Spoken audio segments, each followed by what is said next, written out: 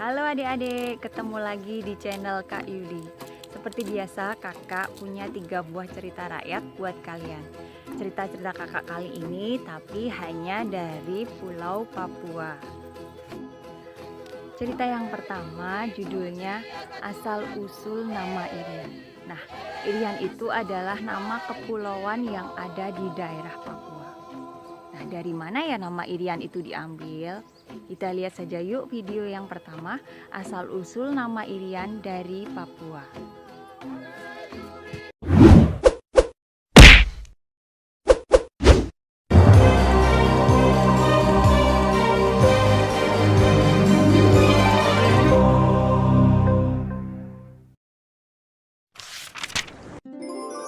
Asal usul nama Pulau Irian.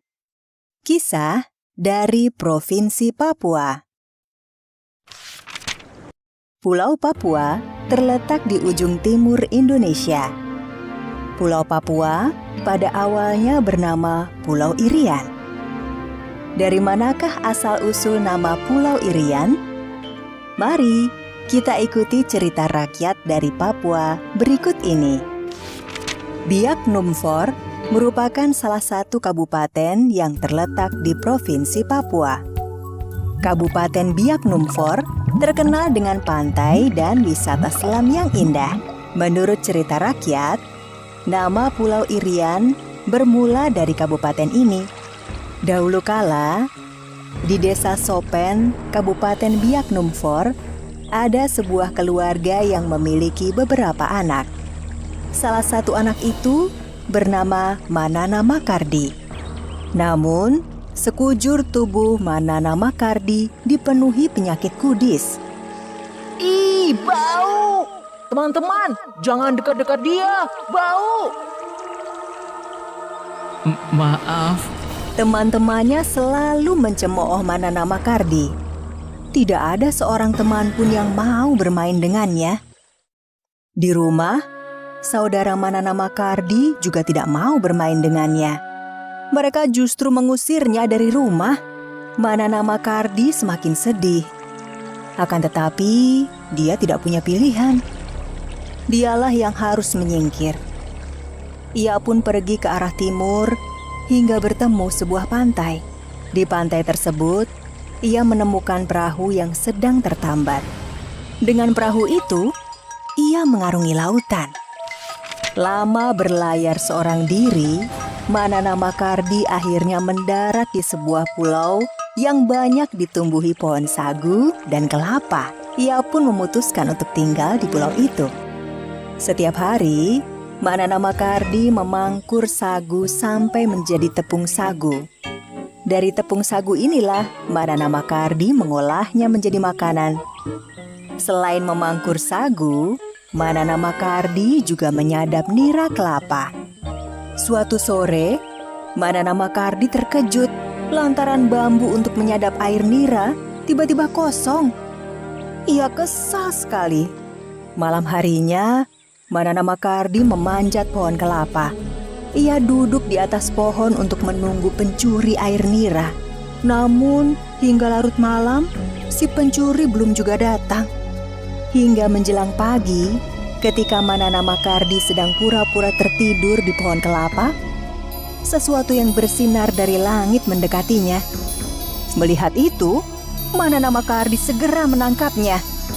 Siapa kau? Aku adalah Sampan, si bintang pagi. Tolong lepaskan aku. Matahari hampir terbit. Tolong. Tidak bisa. Jika kau ingin aku lepaskan, kau harus berjanji untuk mengabulkan permintaanku.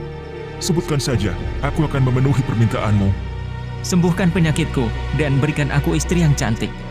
Sampan bersedia memenuhi permintaan Manana Makardi dengan menyarankan pergi ke pantai yang banyak ditumbuhi pohon bitanggur. Jika ada gadis yang engkau kehendaki tengah mandi di pantai, lepaskanlah, lemparkanlah satu buah bitanggur ke laut.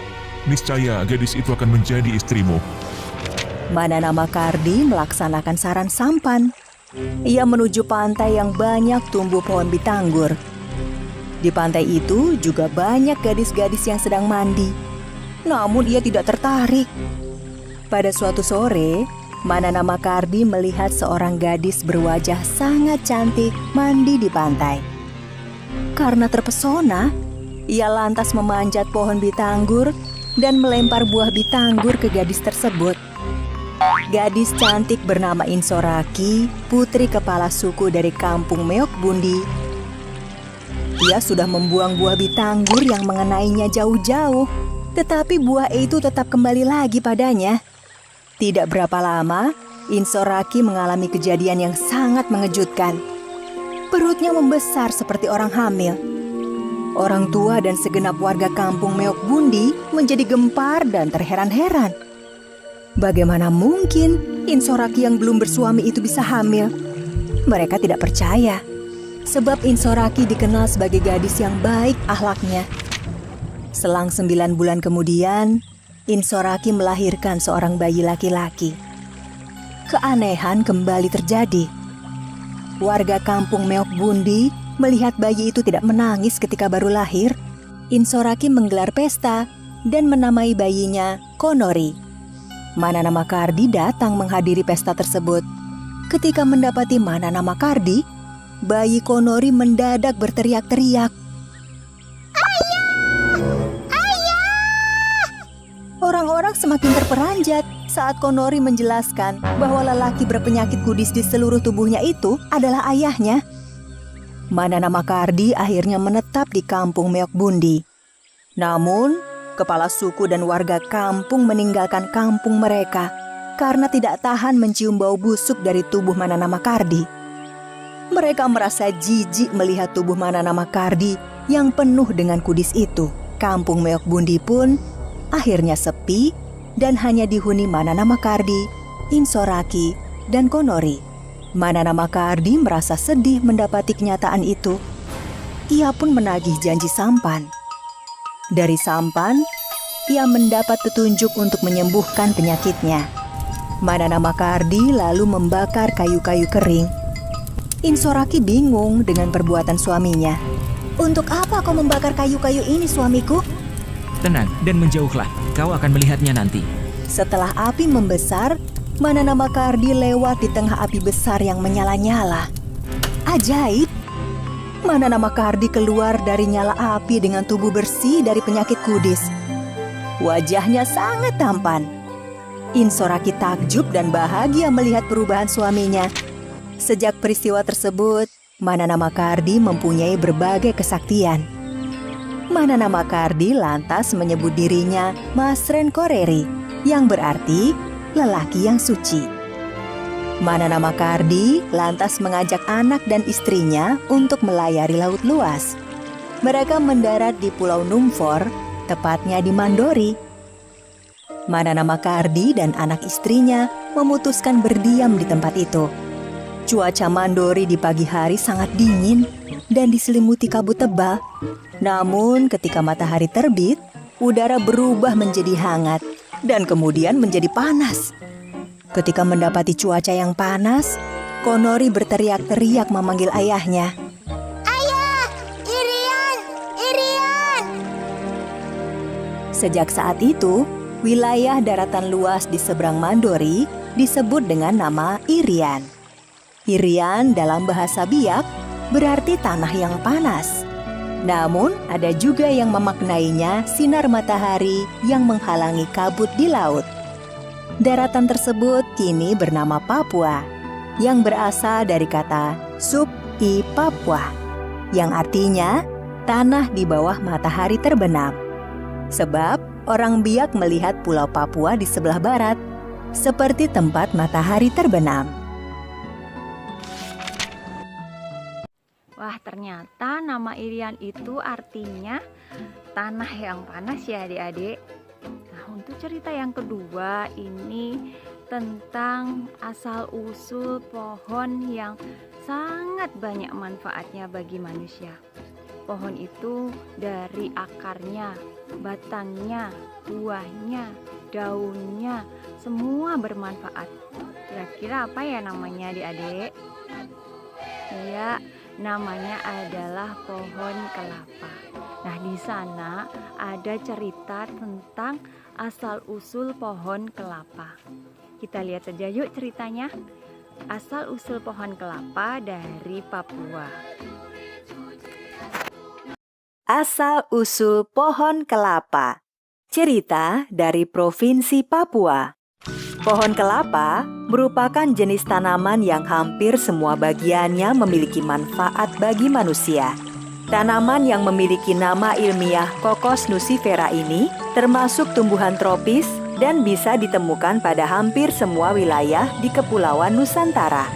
Pohon kelapa memiliki cerita tentang asal-usulnya yang merupakan cerita rakyat dari suku Asmat, Provinsi Papua. Suku Asmat merupakan salah satu suku di Indonesia yang terkenal dengan keahliannya membuat berbagai jenis ukiran kayu. Pada suatu waktu yang lampau, tersebutlah seorang anak bernama Sipriu. Tidak seperti anak-anak suku Asmat lainnya, Sipriu sangat manja kepada ibunya. Anak-anak seusia Sipriu biasanya sudah mulai belajar berburu ke hutan dan mempelajari berbagai keahlian lainnya. Sedangkan ayah Sipriu adalah seorang pemburu handal. Setiap kali berburu selalu mendapatkan hasil. Malam itu, ketika ayah Sipriu membawa seekor burung kasuari hasil berburu, mereka duduk bersama menikmati makan malam. Sipriu, sudah saatnya kamu mulai belajar berburu dan belajar berbagai keahlian lainnya. Tapi Sipriu masih kecil. Dia belum saatnya berburu. Ketika seumurannya, aku bukan hanya sudah berburu, tetapi juga sudah mahir membuat panah dan tidur di jeu. Jeu adalah rumah khusus yang ditempati oleh kaum laki-laki suku Asmat yang belum menikah. Rumah jeu ini tidak boleh dimasuki oleh kaum perempuan. Sedangkan anak laki-laki yang usianya belum mencapai 10 tahun juga tidak diperbolehkan memasuki rumah jeu. Karena engkau terlalu memanjakannya, akhirnya dia menjadi penakut. Hanya untuk tidur di rumah jeu pun dia tidak berani. Ayah Sipriu pun akhirnya pergi ke rumah jeu untuk berkumpul dengan para lelaki dewasa lainnya. Sedangkan Sipriu yang ketakutan tinggal di rumah bersama ibunya. Ketakutan Sipriu bukan hanya karena rumah jeu yang jauh, tetapi juga karena sebuah pohon ucu yang terletak antara rumahnya dengan rumah jeu. Konon katanya, seperti yang sering dia dengar, pohon ucu itu ditinggali oleh roh. Pohon ucu adalah sebutan untuk pohon beringin bagi suku Asmat. Di pohon ucu tersebut memang merupakan tempat tinggal roh. Tetapi orang-orang menganggapnya sebagai roh baik karena suka menolong dan tidak pernah mengganggu. Meskipun demikian, Sipriu yang penakut tetap tidak berani berada di dekat pohon ucu itu, bahkan pada siang hari sekalipun. Dan pada hari itu, mulai nanti malam, Sipriu harus tidur di rumah jeu. Sebagai ibunya, kamu jangan melarangnya, karena hal itu akan melanggar adat. Tentunya kamu tahu akibatnya jika melanggar adat suku kita. Aku dan Sipriu bisa dihukum oleh para tetua adat. Aku tahu anak ini sangat penakut, tetapi di rumah jeu dia akan mendapatkan bimbingan dari para tetua adat. Aku pun sangat malu punya anak laki-laki yang penakut. malam harinya, Sipriu dan ayahnya pun berjalan menuju rumah jeu melewati pohon ucu. Ayah, aku takut sekali. Penghuni pohon ucu itu roh baik, tidak usah takut. Setelah Sipriu dan ayahnya melewati pohon ucu, sepasang mata melihat mereka dengan keheranan. Kenapa anak itu takut sekali? Padahal selama ini aku selalu berbuat baik kepada orang-orang. Di dalam rumah jeu, seperti biasanya, para tetua adat akan memberikan petuah-petuah maupun cerita mengenai perang atau dongeng-dongeng yang membesarkan semangat para pemuda. Sayangnya, Sipriu yang ketakutan tidak sempat mendengarkannya. Dia segera menutupi tubuhnya dengan tapin. Tapin adalah sejenis tikar yang terbuat dari anyaman daun pandan. Malam itu, Sipriu berjalan sendiri dari rumahnya menuju rumah jeu. Ayah Sipriu sepertinya melatih keberanian anaknya sehingga memaksanya pergi sendiri ke rumah jeu. Begitu sampai di pohon ucu, Sipriu yang ketakutan pun berlari sekencang-kencangnya. Begitu sampai di rumah jeu, Sipriu segera menutupi tubuhnya dengan tapin. Teman-teman Sipriu hanya melihatnya dengan heran. Begitulah yang terjadi setiap malam. Sipriu yang ketakutan selalu berlari ketika melewati pohon ucu. Di dalam rumah Joe, si Priu tidur lebih dahulu dan tidak sempat mendengarkan petuah para tetua adat. Setelah malam semakin larut, maka semua penghuni rumah Joe itu pun tertidur pulas. Tidak lama kemudian, roh Ucu mendatangi rumah Joe tersebut. Anak penakut itu sungguh tidak berguna bagi sukunya. Akan kuambil rohnya, dan anak itu akan kujadikan sesuatu yang berguna. Tidak hanya bagi sukunya, tapi juga manusia lainnya. Roh Ucu itu pun masuk ke dalam rumah Joe dan membawa pergi roh si Priu. Pagi harinya, Apakah kamu melihat si Priu? Kenapa dia tidak terlihat? si Priu masih tidur. Tidak biasanya dia bangun terlambat. Setiap pagi dia tidur paling cepat dan bangun paling awal. Tolong bangunkan dia. Si Priu! Si Priu! Bangun! Hari sudah pagi! Si Priu! Meskipun sudah dibangunkan berkali-kali, si Priu tidak juga bangun. Melihat keanehan tersebut, teman si Priu segera memanggil para warga suku lainnya, termasuk ayah dan ibu si Priu. Mereka pun akhirnya menyadari bahwa si Priu telah meninggal dunia. Ayah dan ibu si Priu pun dilanda kesedihan yang amat sangat. Si Priu yang ternyata sudah meninggal itu pun segera dimakamkan. Seluruh warga suku sangat heran kenapa si Priu tiba-tiba saja meninggal. Tidak ada satupun warga suku yang mengetahui penyebab sebenarnya yang membuat si Priu meninggal. Malam harinya, tanpa sepengetahuan siapapun, di atas makam si Priu, tiba-tiba saja muncullah sebuah pohon yang bentuknya aneh. Semakin lama, pohon tersebut semakin besar dan berbuah lebat. Keesokan paginya, seluruh warga suku terkejut melihat pohon aneh yang tumbuh di makam si Priu.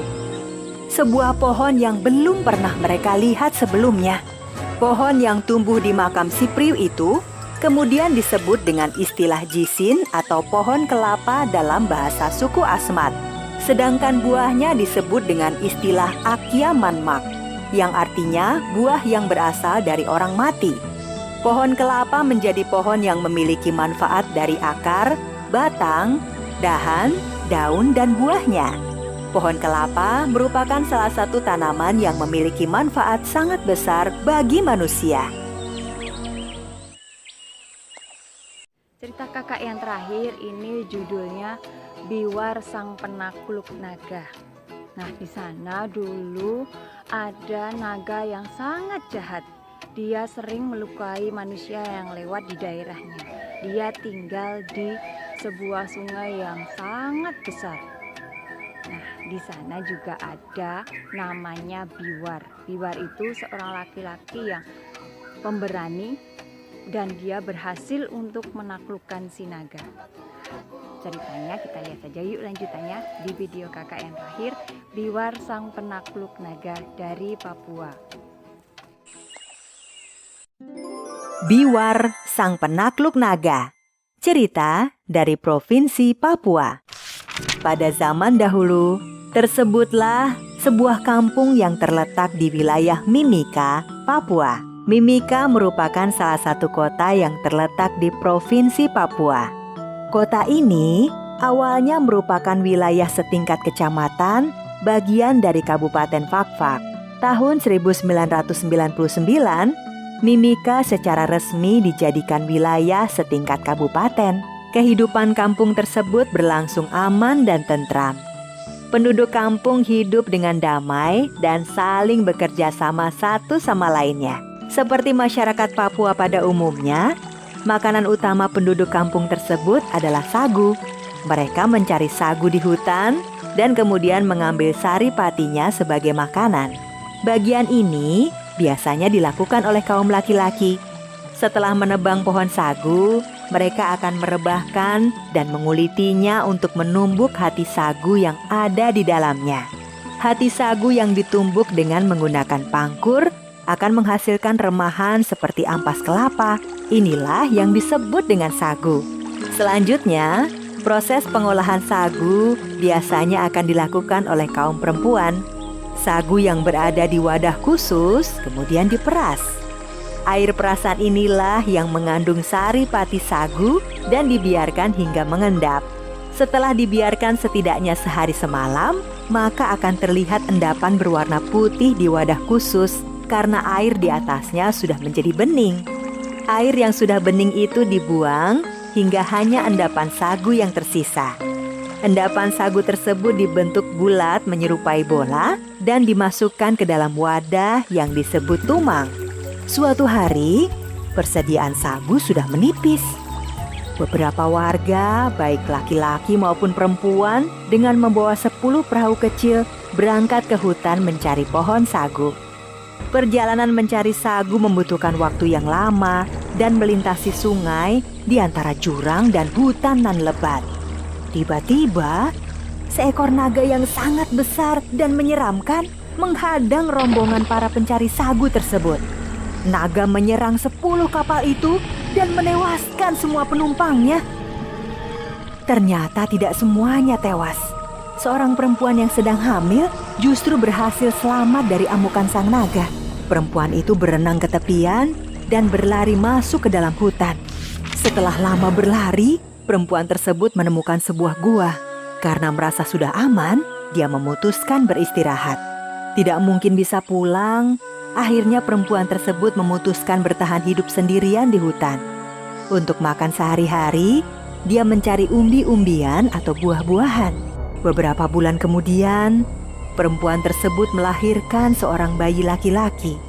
Bayi laki-laki itu diberi nama Biwar. Perempuan itu mengajari Biwar cara menanam ubi hingga berburu. Biwar juga membantu ibunya membuat rumah honai sehingga mereka tidak lagi tinggal di dalam gua. Seperti hari-hari sebelumnya, pagi itu Biwar bersiap untuk berburu. Ibu, aku akan pergi berburu. Doakan aku mendapatkan hewan buruan yang cukup. Iya nak, tapi jangan lupa pesan ibu. Kamu jangan berburu di dekat sungai besar sana. Biwar merasa heran karena ibunya selalu melarang dia mendekati sungai besar itu. Ibunya tidak pernah memberitahu penyebabnya, sehingga membuat Biwar penasaran. Hari itu, Biwar melanggar pesan ibunya. Dia pergi berburu mendekati sungai besar itu. Melihat banyak ikan besar di sungai itu, Biwar segera menangkapnya. Meskipun ada rasa khawatir dengan pesan ibunya, Biwar terus saja menangkap ikan-ikan besar yang jumlahnya sangat banyak. Padahal banyak ikannya, kenapa ibu melarangku mendekati sungai besar ini? Ibu, lihat banyak ikan besar yang berhasil aku tangkap. Biwar, jangan katakan kalau kamu menangkap ikan ini di sungai besar sana. Memang iya, Bu. Sebenarnya ada apa dengan sungai besar itu? Ikan di sana sangat banyak dan kita tidak perlu repot-repot masuk jauh ke dalam hutan untuk mendapatkan daging. Biwar, di sungai itu ada seekor naga yang besar. Naga itulah yang membunuh ayahmu, paman-pamanmu, dan beberapa warga kampung lainnya. Ibu Biwar pun menceritakan tentang perjalanannya mencari sagu. Naga besar yang menyerang mereka hingga akhirnya terdampar di hutan sendirian. Biwar yang mendengar cerita ibunya pun menjadi sangat marah. Biwar yang marah bertekad membunuh naga itu. Namun sang ibu mencegahnya. Namun Biwar tetap bersikeras. Apakah ibu tidak ingin kembali ke kampung? Jika aku bisa membunuh naga itu, maka kita bisa kembali ke kampung melalui sungai besar itu. Ibu Biwar tidak bisa lagi mencegah keinginan anaknya. Pagi harinya, Biwar yang sudah bersiap memburu naga berpamitan kepada ibunya. Ibu, doakan agar aku selamat dan kita bisa kembali ke kampung halaman. Meskipun sangat khawatir, Ibu Biwar pun terpaksa melepas kepergian Biwar untuk memburu naga. Biwar pun sampai di pinggir sungai. Dia berdiri di tebing dan mengamati sungai besar di bawahnya. Naga, keluarlah kamu! Aku datang untuk menuntut balas! Naga! Berkali-kali Biwar berteriak memanggil naga itu. Air sungai yang tenang tiba-tiba bergejolak. Dan muncullah seekor naga raksasa di depan Biwar. Hei bocah, siapa kamu? ganggu tidurku saja. Namaku Biwar. Kamu telah membunuh ayah dan paman-pamanku kan? Aku datang untuk menuntut balas. Yang mana ya? Aku lupa tuh. Soalnya sudah banyak manusia yang aku bunuh. Dasar naga pembunuh. Kali ini aku akan membalas perbuatanmu. Baiklah, silakan membunuhku. Aduh, sakit sekali. Aduh, panahmu melukaiku. Tetapi Biwar terus memanah naga itu meskipun tidak mempan. Naga hanya tertawa mengejek Biwar. Aduh, tombakmu tajam sekali. Sisiku terluka. Hei, senjatamu sudah habis ya? Lalu, bagaimana kamu bisa membunuhku? Kalau aku gagal membunuhmu, kamu boleh membunuhku. Sebenarnya, sebagai naga senior yang disegani, aku malu untuk membunuh bocah kecil seperti ini. Tapi, baiklah. Lagi pula, aku sudah lama tidak membunuh manusia. Naga menyembur Biwar dengan apinya.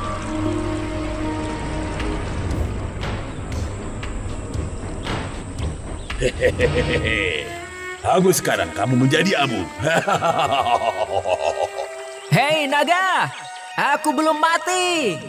Kejar aku kalau berani. Hei, gimana kamu? Tidak mungkin kamu bisa lolos dari semburan apiku. Naga yang marah karena merasa dipermainkan terus mengejar Biwar sambil menyemburkan apinya. Biwar dengan lincah meloncat dan berlari menghindari semburan naga. Biwar pun berhenti di samping sebuah batu besar di atas tebing. Di bawahnya, naga yang marah bersiap menyemburnya. Hei bocah, akhirnya kamu tidak kuat berlari lagi ya? Sekarang kamu tidak akan lolos. Ketika naga bersiap menyembur, Biwar dengan segenap kekuatannya mendorong batu besar hingga jatuh meluncur ke arah kepala naga. Batu besar itu jatuh tepat mengenai kepala naga. Biwar yang cerdik berhasil membunuh naga raksasa itu. Tubuh naga raksasa itu pun hanyut di bawah arus sungai. Biwar, Biwar, kamu berhasil membunuh naga itu, nak. Ternyata ibu Biwar mengintip pertarungan anaknya melawan naga. Diam-diam dia mengikuti Biwar dan melihat anaknya melawan naga itu. Bagaimanapun, seorang ibu tidak akan tega membiarkan anaknya sendirian menghadapi bahaya. Setelah naga itu mati, Biwar dan ibunya pun kembali ke kampungnya. Biwar dan ibunya berhasil kembali ke kampungnya. Warga kampung yang melihat ibu Biwar sangat terkejut melihatnya. Ibu Biwar menceritakan tentang serangan naga, hidupnya di tengah hutan, dan memperkenalkan anaknya Biwar kepada warga kampung. Ibu Biwar tidak lupa menceritakan bagaimana anaknya berhasil membunuh naga raksasa itu. Sejak itulah, Biwar dikenal sebagai sang penakluk naga.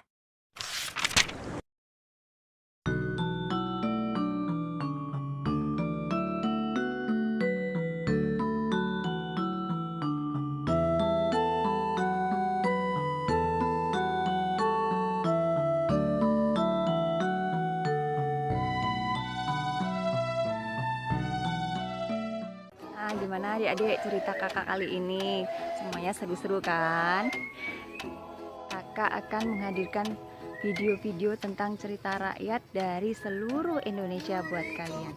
Belajar budaya bangsa itu wujud cinta tanah air Indonesia.